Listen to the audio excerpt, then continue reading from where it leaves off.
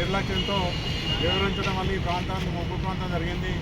గోపాలపురం చెరువు పూర్తిగా తెగిపోయే పరిస్థితుల్లో కూడా ఎవరు అధికారులు పట్టించుకోకపోవడం వల్లనే ఈరోజు ఈ దుస్థితికి తయారైంది.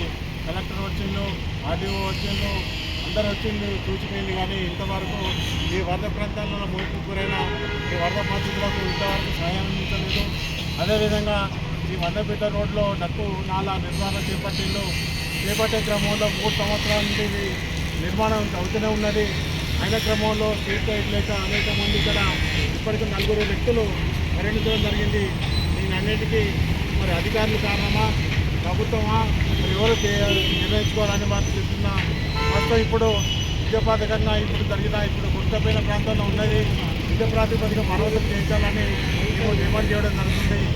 సిపిఎం వారు అనేక సార్లు ధర్నాలు, రాష్ట్రాలు, పబ్లిక్ సమస్యల మీద చేపట్టడం జరిగింది. కానీ నేటికి అధికారులు కానీ, ఎమ్మెల్యేలు కానీ ఈ ప్రాంతవాసులు ఇబ్బందులను పట్టించుకోకుండా నిర్వహిస్తున్నారు.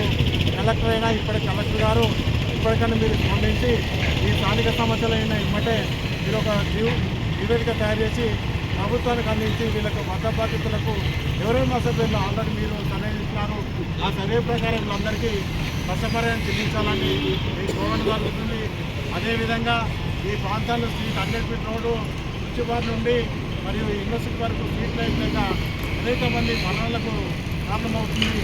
వాటిని వెంటనే ఉద్యోగం చేయాలని, అదేవిధంగా ఈ సమయనగరం నుంచి ఉచ్చిబార వరకు మరియు అటు అమరావతి నగరం నుండి ఇంజనీరింగ్ కాలేజ్ వరకు ఆ డ్రైనేజ్ కాల నిర్మాణం చేపట్టాలని మేము కోరుతున్నాం.